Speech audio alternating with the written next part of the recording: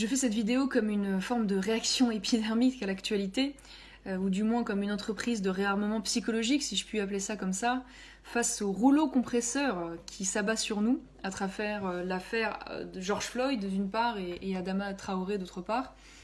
Un rouleau compresseur auquel il est difficile d'échapper, puisqu'il s'exerce à la fois dans nos écoles, nos universités, nos entreprises, dans le monde politico-médiatique, mais aussi parfois même dans nos églises.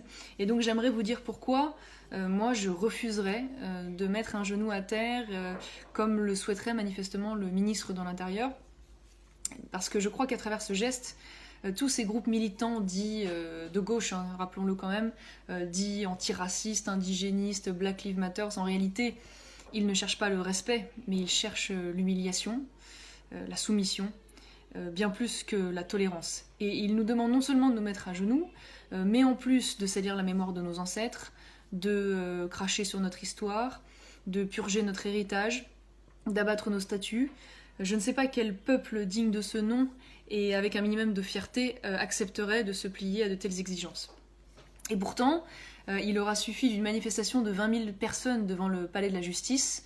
Je rappelle quand même que les Gilets jaunes, c'était 250 000 personnes au plus fort de la mobilisation, pour que soudainement le gouvernement cède à toutes les injonctions, s'excuse, jette l'opprobre sur toute une profession, à savoir celle des forces de l'ordre, en instaurant une quasi-présomption de culpabilité, et même refuse d'appliquer les sanctions à l'égard de manifestations pourtant illégales, malgré les restrictions liées au Covid-19.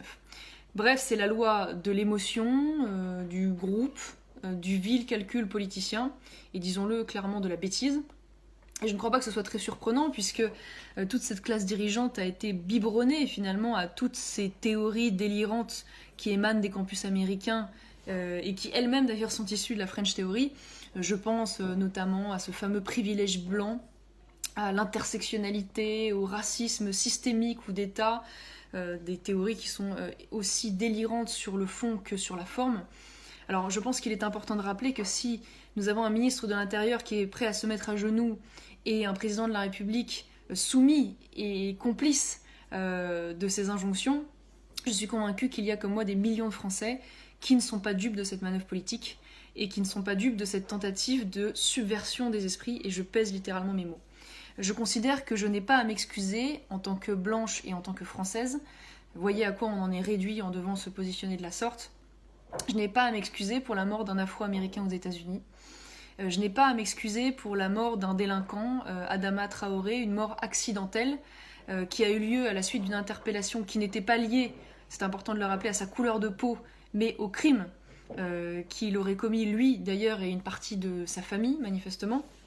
Je n'ai pas à m'excuser parce que je n'ai pas colonisé, je n'ai colonisé personne, je n'ai mis personne en esclavage, de la même manière que tous ces groupes politiques et tous ces militants politiques eux-mêmes n'ont jamais été colonisés ou mis en esclavage.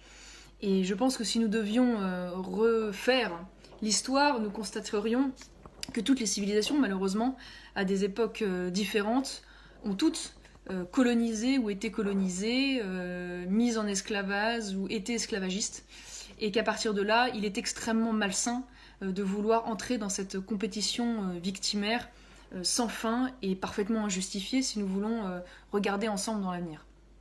Alors c'est vrai que fut un temps, on s'ennoblissait d'être des héros et non pas des victimes. Manifestement aujourd'hui, ces groupes indigénistes, antiracistes se complaisent dans ce statut pourtant peu flatteur de victime éternelle.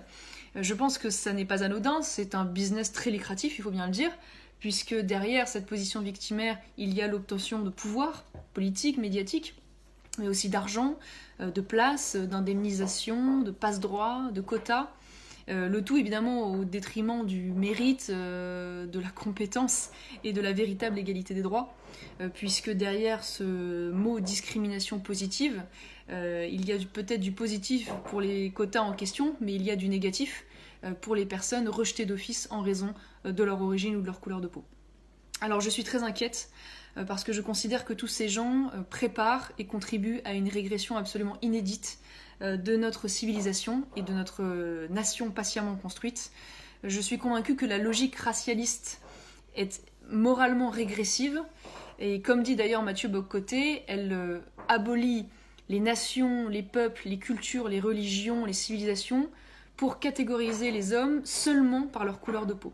Je trouve que c'est un monde absolument atroce que celui où l'on devra regarder d'abord la couleur de peau avant de juger chaque acte qui sera posé par un homme. D'ailleurs, heureusement que la race n'existe pas, car finalement tous ces groupes ne l'auront jamais autant réhabilité et ne l'auront jamais autant invoqué de manière systématique et même obsessionnelle. Heureusement d'ailleurs, beaucoup de Français, blancs ou noirs d'ailleurs, quelles que soient leurs origines, et j'en suis convaincue, ne sont pas intoxiqués par cette forme d'américanisation des esprits. Heureusement, ils n'aspirent ni à la guerre civile, ni à la guerre raciale. Heureusement, ils refusent de participer à ce concours victimaire. Heureusement, ils refusent les passe-droits sur la base de la couleur de peau ou des origines. Et j'espère de tout cœur que les Français sauront puiser dans leur histoire, leur culture, leur intelligence, les armes politiques pour refuser cette repentance et cette autoflagellation qui nous condamne objectivement à sortir de l'histoire. Alors certains m'objecteront, oui, mais finalement ce phénomène ne prend véritablement de l'ampleur et on en voit les excès qu'aux États-Unis. Oui et non, d'une part. Et malheureusement, la plupart des phénomènes que nous connaissons à l'heure actuelle ne sont que des phénomènes importés avec 10 ans de retard depuis les États-Unis. Et donc je crois que dès aujourd'hui, nous devons lutter, résister contre ce phénomène et nous devons au contraire dès maintenant être avertis et vigilants.